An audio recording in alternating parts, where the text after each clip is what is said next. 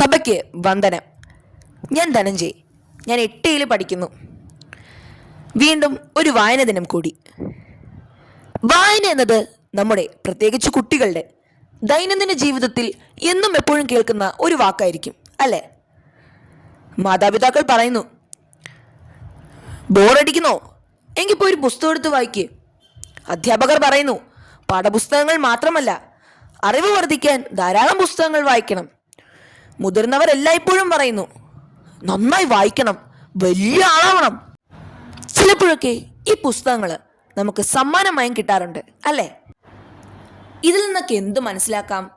നമ്മൾ വിചാരിക്കുന്ന പോലെ ഈ പുസ്തകങ്ങൾ അത്ര ചില്ലറക്കാരന്മാരൊന്നും അല്ല, അവൻ വേറെ ലെവലാണ്.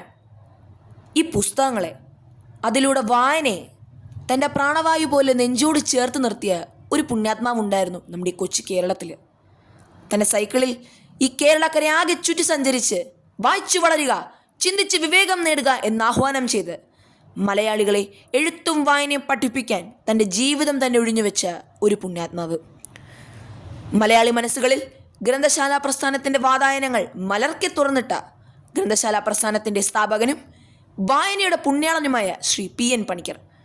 അദ്ദേഹത്തിൻ്റെ ചരമദിനമായ ജൂൺ 19 നാം ദേശീയ വായന ദിനമായി ആചരിക്കുന്നു. ഒരു വ്യക്തിയുടെ സമഗ്ര വളർച്ചയിൽ വായനയുടെ പങ്ക് വളരെ വലുതാണ്. വായന വളരണമെങ്കിൽ പുസ്തകങ്ങളുമായുള്ള ചങ്ങാത്തം അനിവാര്യമാണ്. ലോകത്തിൻ്റെ വെളിച്ചമാണ് പുസ്തകങ്ങൾ. ആ വെളിച്ചം കണ്ടുവേണം നാം വളരാൻ. എന്നാൽ ഇന്നത്തെ തലമുറയുടെ കണ്ണുകൾ സ്ക്രീനിലേക്കും വിരലുകൾ കീബോർഡുകളിലേക്കും ചുരുങ്ങുന്നു. ഇങ്ങനൊരു കാലഘട്ടത്തിൽ ഇതുപോലുള്ള ദിനാചരണങ്ങളുടെ ആവശ്യകത വളരെ വലുതാണ്. ശുദ്ധ സാഹിത്യം കൊണ്ടും അനർഗളനർഗളമായ വാക്ചാതുരി കൊണ്ടും അക്ഷരസ്ഫുടത കൊണ്ടുമൊക്കെ കേരളത്തെ അടക്കി വാണിരുന്ന എണ്ണമറ്റ സാഹിത്യകാരന്മാരും ഗാനരചയിതാക്കളും ഗായകരും പ്രാസംഗികരുമൊക്കെ നമുക്ക് സ്വന്തമായിരുന്നു. എന്നാൽ ഇന്നതിൻ്റെ എണ്ണം കുറയണമെങ്കിൽ അതിന് ഞാനും നിങ്ങളും നമ്മൾ ഓരോരുത്തരും കാരണക്കാരാണ്. വായിച്ചാലും വളരും, വായിച്ചില്ലെങ്കിലും വളരും. വായിച്ചാൽ വിളയും, വായിച്ചില്ലെങ്കിൽ വളയും.